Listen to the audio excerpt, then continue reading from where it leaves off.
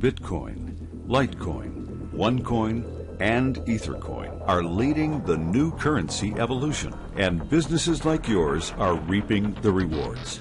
Businesses worldwide are beginning to accept Bitcoin to eliminate the hassles and transaction fees of banking and payroll services. Bank fees, holds on your money, and hassles with payroll companies can be a thing of the past.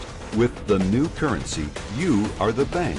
Join us today with Amazon best-selling author Tom McMurrain and learn how you can use the latest in digital currency to eliminate all the fees and how you can reward your employees in currency that actually appreciates in value. Open your business to the new currency community and the future of payments. And now we invite you to join Amazon best-selling author Tom McMurrain along with your host Rich Casanova and get connected with the future of payments. All right, ladies and gentlemen, this is the second installment of our brand new show here at the Pro Business Channel studios in Buckhead, and we're streaming live around the world, around the globe, and we have the man in command here in our studio. You're now listening to the New Currency Show. So we're going to be talking all things currency, digital currency specifically. And so Tom, back on episode number 2, Tom McMurrain in the studio. Welcome back. Absolutely, man. We didn't cover it all in the first one, so I'm excited about being back. Yeah, we left him hanging on the last show. And so the format, again, is kind of just leading with the what's trending, the hot topics, and what's happening in the currency topic of today, which is? Yeah, well, we've got some interesting things going on. We've got a company out of called BitPagos, and they've started extending credit. Now, I don't know how much I agree with extending credit with digital currency, but you know they're working with a company called Ripio, and they're making these microloans. And you know, when you think about the unbanked, we've talked about Grameen Bank that's done the micro-lending all over India, and he won the Nobel Peace Prize. But it's interesting to see this company come out and start offering credit in the digital currency market. Personally, you know, I'm not a big debt type person, so it doesn't excite me. But for people who need $500 to $1,000, and you talk about the unbanked, they're talking like no fees, no credit, you know, no bank fees, anything like that. Right. Just some interest that they can pay on it. And potentially, if they hold on to some of those funds, we were talking before the show that it could potentially some of that funds could appreciate as well. You know, maybe they cover that interest cost. That's a possibility. Right, yeah. I don't think they want people borrowing it to hold on to it, doing arbitrage or anything like that. But yeah, I see the the opportunities for them to take invest it in a business and grow a business and have the ability to have that credit. We see PayPal doing that now with their credit facility. If you have a certain amount of deposits coming in, they'll give you a certain amount of credit. But that may evolve in this market as well. Absolutely. And speaking of people making investments, we have a special guest in the studio we're going to be chatting with in a minute about the investment he just made recently. But before we do that, let's kind of give a teaser here about luncheon coming up here. Yeah, right? Yeah, real excited. There is such thing as a free lunch. I know. Right? And in this case, most cases not. But you're a disruptor, right? Yeah, so we're disrupting that rule. We're disrupting the free lunch. Yeah, but we're definitely doing a free luncheon. We'll tell you about it at the end of the show. Yeah. And for people that go to setupcoinwallet.com and get their coin wallet set up, they'll be invited to hang out with the leaders of the disruption in Atlanta, Georgia, and doing a luncheon every Thursday. Yeah. So if they go to that website once again, is well, we're not going to give that. No, set up coin wallet. So they go there, then that's kind of their free pass to the lunch. I'll know because in that video it tells them to do some things, and if they don't do them, they're not coming to lunch. Nice. So all right. So let's jump back now into this the current topic of the day. Yeah. And so let's talk about the Bank of Ireland. Yeah. Aye. Well, I'm a quarter Irish, so you're going to have to fill in the other 75%. Yeah, I mean, here's you talk about the Bank of Ireland. People say, "Oh, is this technology a scam?" Why would the Bank of Ireland be testing this the blockchain, if you will? Right. And it's pretty interesting. They this distributed ledger. They have all these really complicated words in digital currency. We need to break through. That terminology, if you will. But they're the Bank of Ireland's doing some testing with Deloitte.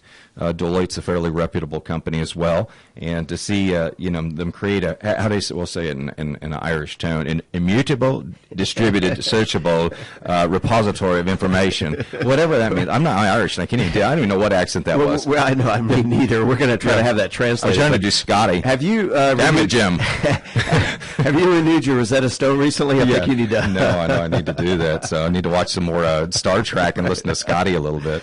Yeah. But yeah, no, pretty cool stuff. Bank of Ireland getting in the game, and they tested everything, said they could do it within regulatory requirements and do transactions that would make them more efficient. And I think at the end of the article, they talk about how they can speed up the transaction amount from 7 transactions a second to 20,000 transactions a second using this blockchain technology. And this trial or beta test was in partnership with Deloitte. Yeah. So these are big people that it's getting on their radar, right? Yeah. I don't know. I mean, people search the internet and all they read stuff like, so people seek out negative stuff on the internet, but it's like you're reading an article that Bank of Ireland and Deloitte's involved in. It kind of lends some credibility to the future of digital currency. Absolutely. And I think one of my favorite quotes you said, I think last week, was don't trust the person, that works 8 to 5 and doesn't have this breadth of knowledge and expertise or whatever, right? Yeah. No, the people that are doing digital currency are working all hours of the night and figuring out how to really make banking, we call it bankless banking. Yeah. That's a cool term. I like bankless banking. So, but here's a bank wanting to get into bankless banking. Figure that one out. Right. Well, it's in business. If you're not staying ahead of the curve, you're going to be left behind. You got that right. So they're, banks are recognizing, and we go back to the Napster analogy and we heard a lot of getting to the Dutch central bank. Here's another. Okay. You'd think the central bank of a country that's out there testing a prototype, but I did find out in this research that they found this kind of buried in the annual report about this test of them doing a prototype, digital currency, and we just see a lot of it going on. We know what's going on in Bank of America and Goldman Sachs, and all the big banks in the U.S. are looking at this. And even J.P. Morgan's kind of turning the corner, going, really? Wait, maybe there's something to this. Yeah, Jamie Dimon is kind of he's the pinata or the donkey for the pin the tail on the donkey for the digital currency industry. But yeah, we're excited to see that the Dutch central bank has created a prototype, and they've been testing it. And it says here that like you said, the Dutch central bank exploring blockchain technology as an avenue for swapping physical cash with digital replacements. Well, they've already proven it in Africa. They're already doing it in Kenya. So, I mean, people use digital currency all day long, and I mean, the most inefficient form of currency is paper money and coins. Let's just face it. It's, I get coins now, and I want to find a jar to go put them in somewhere, some donation jar. I hate carrying them around. So, and there's also reference to the Bank of England. Suggested that blockchain technology could be applied for more centralized. Yeah, well, this Ben Broadbent is going to be one of those guys. You remember the guy that said that in the patents office that no inventions will ever be, there's no need to a patent office. That's right. This guy, Ben Broadbent's going to go down in history because saying that he doesn't feel like Bitcoin won't see major adoption. I believe maybe he might end up being one of those people. But, when you look at the record industry, I think the head of EMI Records said that about Napster as well, and they were basically sold off in scraps at the bankruptcy court. And I've got a good friend, Jay Sammet, who wrote the book Just Disrupt You. Right. And Jay was part of EMI, I guess, during the time. And actually, I think he was in the office when Sean Fanning and his partner were out in the lobby. And they basically turned him away and said, we don't need to talk to these guys. And I think for the banks that say that, hey, blockchain is not that big a deal, that's the equivalent of the music industry going, you know what? Or the publishing industry saying, you know what, the internet's not that big a deal. It's not going to hurt us. And we were talking before the show of some of these terms were thrown around, blockchain and so forth, and you just mentioned Jay's book. You also have a book we want to kind of, that's a good reference point, right, for listeners to check that out, and this will kind of fill them in some of the gaps that they may not be. I almost forgot I wrote that. Yeah, no. So mention that book, and how would they get a copy of that? Well, you got, the seventh disruption. There was 6 disruptions before that, obviously. And the 7th disruption, of course, is about digital currency and the new currency. And so they can go to coinlifestyle.org or they can go to coinlifestyle.com and they can request a free copy of the ebook. It is an Amazon bestseller. Right. It's a good read. And I've got an audiobook. So if they actually email me at coinlifestyle@gmail.com, I'll send them an audiobook as well if they can't read. Yeah, because we're hitting we're hitting the current topics that's trending each week. Yeah. So for folks that want kind of like a baseline of some of these concepts, that would be a great reference point, right? Yeah, absolutely. And you talked about, we were talking about earlier before the show that blockchain, the word blockchain, it's just. You said it's a dumb word. It's a dumb word. I think they said, how could we create a word that nobody knows what it is? But I'll tell you a funny story about that. Bitcoin first came out, it got a lot of negative media. And so we saw kind of the investment professionals and the speakers in the industry try and rebrand it, the blockchain. Right. And the blockchain, I'm going to use a mobile phone analogy. Yeah. The mobile phone technology that powers your phone is kind of like the blockchain. Okay. The apps that run on top of your phone are kind of like the currencies. And there's other other types of apps as well that'll run, but a blockchain is nothing but a ledger, a public ledger of a plus and minus column. And so I've got Craig sitting here with us right now, and if I were to send money to you via Bitcoin, let's say he's a miner or his computer's on the Bitcoin network, his computer would actually verify that I have the money to send. And it would change it from my plus column to your plus column, and so it'd be deducted from my account. So that's what we call a bankless transaction, and that's really what we're trying to get everybody to do. Forget the terminology. I mean, internet. Did you know what internet meant in 1991? No, exactly. Yeah, another dumb term. Right. But you know, well, when we get hit with these new things, sometimes some folks' reaction is a little bit the fear of the unknown. Much like I was talking to somebody about this show in particular, and the idea of the horseless carriage. Yeah. When that first came out, people they were running. They thought that was like spaceship. That's a great example. Right? Horseless. Yeah, we got the bankless transaction and the horseless carriage. But the horseless carriage, people literally were fearful of that. They were running off the road. They didn't know what was coming at them. Yeah. Right? Yeah. And so we're just now we're in warp speed in what's going on in today's technology. Talk to me about this tipping point we were talking about before the show. Yeah. Do you feel... Yeah. You know, I saw some interesting numbers. The internet has been fully adopted, like 87% adopted around the world in 25 years. And so there's a new prediction that digital currency, or the new currency, will be adopted by 2026. And that puts us out about 16 years. So more wealth was created in the internet in 25 years than the entire industrial revolution. Wow. So you think about the digital currency and new currency, the banking industry is far larger than the internet. So there's an incredible opportunity in this space for people that are looking to be pioneers of it. It's not really a time to come in and look for a career. Right. You come in looking to be a pioneer right now. Yeah.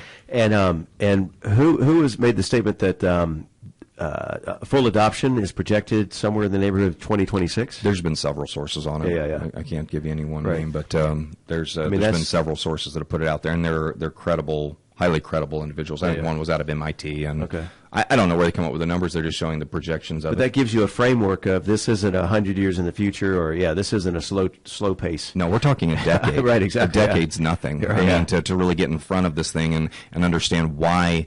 I mean, digital currency is just more efficient. Right. I mean, when your refrigerator, your gallon of milk communicates with your refrigerator that's half empty, and your refrigerator orders, the milk for you from Amazon, and they deliver it to your house. That's where we're heading. Yeah. Internet of Things. And I know we want to talk about who's joining us in the studio just made a recent investment, but do we want to hit on these topics regarding to the insurance industry, or? Yeah, no, we can chat. I was my son here is here. Yeah. my youngest, biggest son. Yeah, all right. It's great to have him in the studio. His name's Davis. Davis, welcome to the show. Thank you. So did you ever think you'd be on a radio show here with your dad? I did not. It's a definitely new experience for me. Nice. Well, for a lot of folks. So we were chatting before the show. So tell us your story in terms of you just made a recent investment. Well, I was talking to my dad. I had a friend over, and I was talking to my dad about digital currency, and I guess it was a spark, and I wanted to invest in it.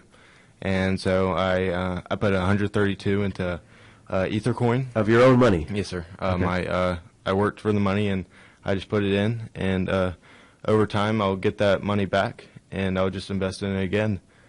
So he likes the idea of picking up sticks like one time and getting paid for it 5 times. Okay, Nice. So he's bought into that idea. Yeah. So he's looking for appreciation in EtherCoin, but he's working. Genesis Mining has been a really easy company for people to work with to do mining, and it's cool because you can mine currency like he's doing. And he can distribute it, so he's distributing it 50% of it into Bitcoin. Right. So he has a blockchain wallet on his phone. His friend Chandler was over the other day, and they were sending money back and forth to each other, and they were like, "This is really cool." And then, of course, they figured out that Xbox Live takes Bitcoin as well. Speaking of tipping points, that was the two. He said, "How are we getting more of this?" But yeah, no, it was very cool. But it's great to see really all my kids understand digital currency, and I think the kids understand it better than the parents do, because they, the idea of paper money and stuff like that, they're glued to their phones now. Yeah, and I heard something that the younger generation doesn't even think in terms of email anymore. No. And it makes us sound no, so it's old. a Snapchat. Yeah. Yeah, no, it's Snapmail. So I'm not going on to Snapchat. Somebody tried to get me on there. Everybody's put their little Snapchat pay. I'm not doing that. Oh, yeah. I'm not going to do it. So. So we have, again, the announcement about the luncheon coming up here, but let's jump into these topics related to the lifeblood of insurance industry is new prospects, right? Yeah. And, I was spent 9 years in the insurance industry chasing people. Okay. Right. But yeah, we were always looking for a door opener product. We were always looking for a way to make it easier. I mean, getting up at 5 in the morning and leaving voicemails on CEOs' phones, waiting for them. Hey, this is Tom. Can you give me a call back? It's like, or weekends or evenings or that kind of thing. Yeah, or going to all the networking events and stalking people. Yeah, that was no fun. But so we're going to talk about business owners and currency in just a moment. Just want to remind our listeners you're listening to the New Currency Show here on the Pro Business channel with Tom McMurrain, our sponsor, and the subject matter expert, written the book on the topic, best-selling author. So in terms of business, because we're on the Pro Business channel, so talk to us about a business owner interested in accepting this new currency. Yeah, we've got a great company in Atlanta called BitPay. Right. And they were founded here, and we're excited to have them. Great people, and I've been in touch with them. James from BitPay has given me some great information. I signed up for my own BitPay account, and it's very, very easy. So if you want to take Bitcoin at your place of business, see, a lot of people think Bitcoin's like Hotel California. You accept the coin and you can't bring it back into real cash. But what BitPay does, for a 1% fee on a business account, they'll actually allow you to accept Bitcoin. And let's say in your back office you say, I want 30% of it to stay in Bitcoin, and I'd like 70% in cash deposited in my account. And you set all that up, and it takes less than 5 minutes. Okay, and on your first free account, your first setup, they'll allow you up to $100 transaction limit. With no IDs, no credit checks, nothing like that. And all they want to know is who you are, what's your business about, but very, very simple sign-up process. And so we have been, insurance agents, financial services agents have been, adopting it and saying, wow, so every business I walk into, instead of saying, or if you figure a guy that sells credit card machines or whatever, it's like, hey, do you take credit cards? It's like, get out of my business, If you've ever sold credit card processing, it's no fun. Right, yeah. But, insurance agents and financial services professionals are always looking for something different to talk to their clients about. And this is a great, what I would call icebreaker or hook question. Right. If Craig's a business owner and I walk into his business and I say, excuse me, Mr. William, are you all taking Bitcoin right now? So where's that going to lead? What's the next? What do you think his answer is? Not right now. Yeah. Depending where you are in Georgia, it could be what the hell's that? To the city, like, yeah, I've heard of it, but I haven't considered it. Yeah. And there's a whole audience out there that people really ought to look into, because there's a lot of people starting to use the new currency. Yeah. Well, that's the thing is, if you're in business, one of the rule number ones, at least in the top 10, is make it easy for customers to do business with you, or give them options. People love options. Yeah. And so if you just limit it to U.S. currency, but obviously if you don't set credit cards, you're going to lose revenue, right? And if now PayPal, that's an option for allowing people to pay online. Yeah. And now all the Apple apps or the digital, you go into the stores, everybody's just swiping with their phone these days, right? Yeah. Yeah, I see even companies like, there's very few new currencies that have like MasterCards or Visas associated with them. You've got Coinbase, which has one. You can actually set up a Coinbase account. OneCoin still very much in their early stages, but they have a MasterCard relationship as well, because they're KYC compliant, which means know your customer. Visa, MasterCard won't deal with anybody in the new currency space that's not KYC compliant. They have to know who's making the transaction, or they can't issue a card to them. So we'll see kind of some of these hybrid companies come out where they're not completely decentralized. They have a centralization element to it because they have to collect ID and information like that. But I think, in really staying on the core topic is just talking about businesses. How many businesses, if you're a financial services representative, if you walked into 100 businesses in Atlanta and asked them if they accepted Bitcoin, and you could sit down in 5 minutes with bitpay.com and show them how to do it, right? That's pretty cool. Oh, big time. It just and you build a relationship. If you bring value to somebody, what's the next natural question as a financial services agent? So, who handles your insurance needs, or who handles your investment needs, things like that.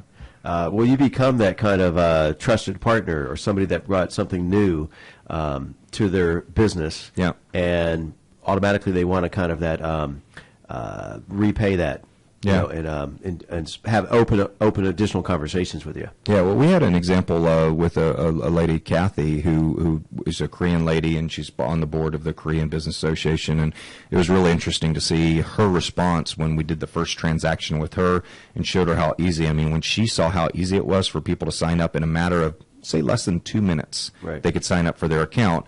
And be able to transact business and go transfer value. And I think in business, what we have to find in Atlanta is we have to find like the grocery stores, the central places that would be willing to accept it, because there's a lot of people out there that are unbanked and they need a way to do business, and this is an answer. I know last week we've talked about the unbanked, and I'm sure that'll be an ongoing conversation throughout the shows. For sure. But I know you're the master of coining new terms, but I got one here for you. Okay, go ready? Because we often talk about did you buy the domain already? I'm ready. I'm on it. No, I'm going to offer it to you, whatever. Yeah, I'm going to resell it to you. But I think you're going to like this one, right? So when we talk about unbanked, but we also talk about, you've talked about a number of times in your book and on the show, about this idea of bank fees and that, all these arbitrary costs. And so my thought is that the opposite of being unbanked is overbanked. Overbanked, yeah. We're overbanked. Yeah, we're overbanked, yeah, for sure. Because they're charging you fees. We're bent over the bank. Yeah. Or sometimes there's that one commercial like where there are so many fees related, and say, be careful when you walk in the door. Don't make eye contact with the teller because you're going to be charged a fee, right? Yeah, absolutely. But that's a great thing. One of these articles that we were talking about this morning in the titles, it talked about a company called Avalancha. Yeah. And they're actually offering a 10% discount if you use digital currency through their app. And you find that also with an app. I'm trying to think of the name of what's the one with the Purse.io. Right, yeah. Purse.io is something, and you can get discounts at Amazon, which already has great prices. Right, yeah. Sometimes you can save 10 to 20%. But and that site Gift, right? So you get a gift card. So you can go buy gift cards on gyft.com. That's another great one. But there's so much when you eliminate the bank fees. I was working with a guy out of Baltimore that had an aircraft company. His merchant transaction fees for his business was $146,000 a year. Oh my God! So my first question was, if I could put that back in your pocket, would you be open to a new idea? Come on by. Yeah, come on by. And it's that's the great thing about digital currency is there are no fees. And if there are, they're minimal. Right, like with BitPay, it's only at 1%. Right. It beats the heck out of the 3.5 you're paying your credit card processor in your bank right now, plus their monthly accounting fee. And you mentioned when you do a transfer from one, it's like 4 cents, right? 4 well, pennies. that's not always true. It depends if you're using somebody's app. Like blockchain charges 4 cents for a transaction. But regardless of the amount, could be it's not a percentage. Could be $1 million. So really 4 pennies, right? Yeah. Because you say 4 cents, you think 4%. Yeah. No, 4 pennies. 4 pennies. Yeah. No, that's peanuts. And speaking of that's less than a nickel. You got change for a nickel? You remember that? That's a good one. And speaking of those transaction process, what's the largest transaction? That's an interesting stat. That's been $150 million. $150 million. Yeah, that flew over Bitcoin, the blockchain, and that got the bank's attention because when you can send that much money with a blink, a click of a button. And by the way, if I was sending $150 million to somebody like Craig over here, I think I'd send $1 first, call him up and go, hey bud, did you get that? Because if he says if he says no, I'm not sending the other 149. We'll send the first $1 to Craig. You can send the other 149 million. Yeah, to me, Yeah, because it is an irreversible transaction. A little off topic here, but I know one of the headlines was Panama. What's going on in Panama? The Panama Papers. Yeah. That's a show in itself. But pretty interesting. A big law firm in Panama, I guess a whole trove of their documents, 11.5 million documents got disclosed to WikiLeaks and has been published, and there's a whole bunch of heads of countries. In fact, the head of Iceland, I think, just had to resign over I think it's the prime minister, but there's a lot of people that are going to get thrown under the bus on that one because there's a lot of documentation of illegal or covert money that has flown through Panama, which it flows through. It flows to the U.S. too. Yeah. I mean, it's just Panama just happens to be the law firm that got, was in Panama. But yeah, interesting scenario. The question is, would the blockchain be able to prevent that type of covert activity? And the answer is probably yes. Because there are certain you can do it. Right? You can. Well, everybody will see the transaction, right. But you don't necessarily know where it's coming from. So if the head of Iceland's transferring $800 billion through Panama, you're going to see an $800 billion transaction, but you may not know who sent it. But that type of transaction is going to raise some eyebrows. I would think so. Yeah.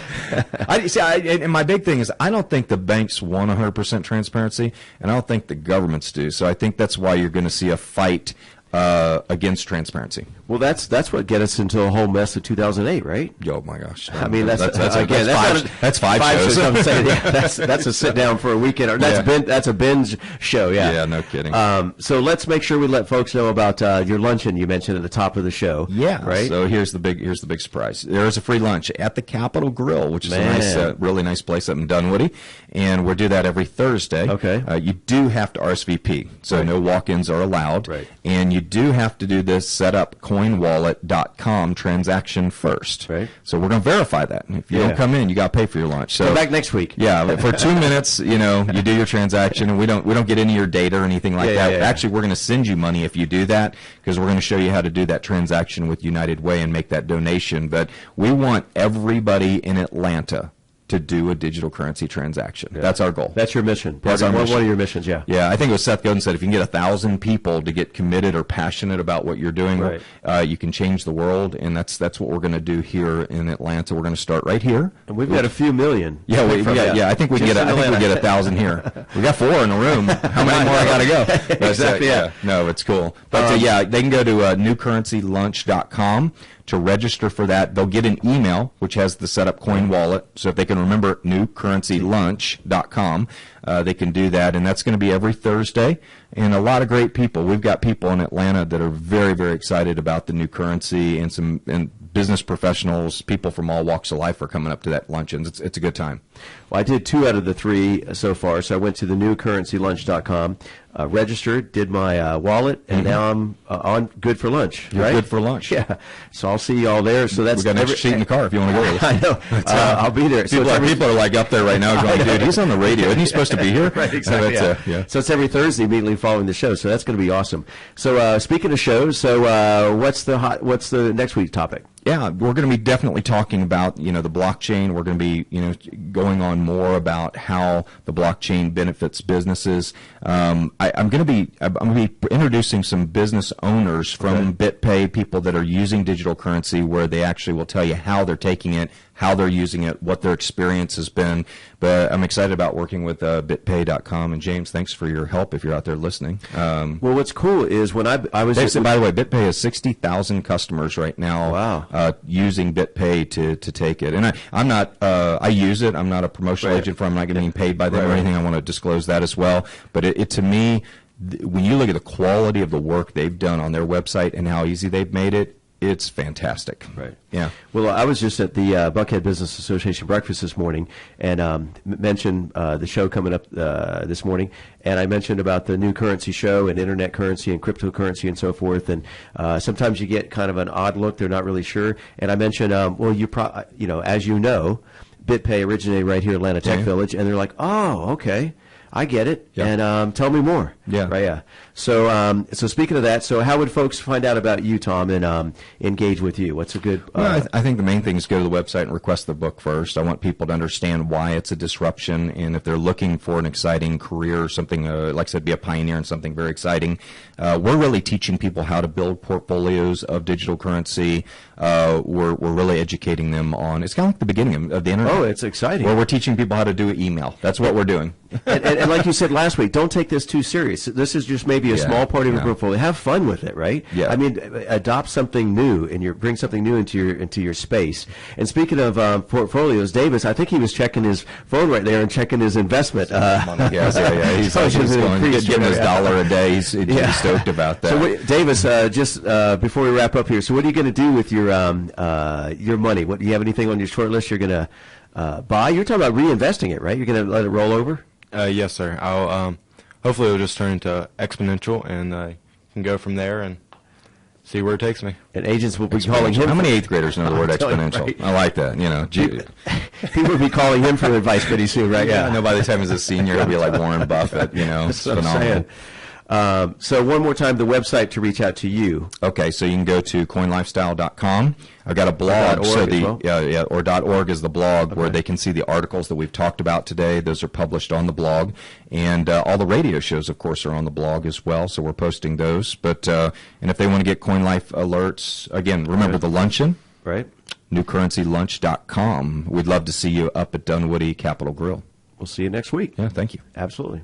Thank you for joining Amazon best-selling author Tom McMurrain and your host Rich Casanova, along with their guests on this episode of The New Currency Show. Stay tuned for upcoming episodes as they delve into the future of payments, and be sure to check out www.coinlifestyle.org for show updates, and as a listener of the show, a free ebook and more. So head over to www.coinlifestyle.org and join us next time on The New Currency Show.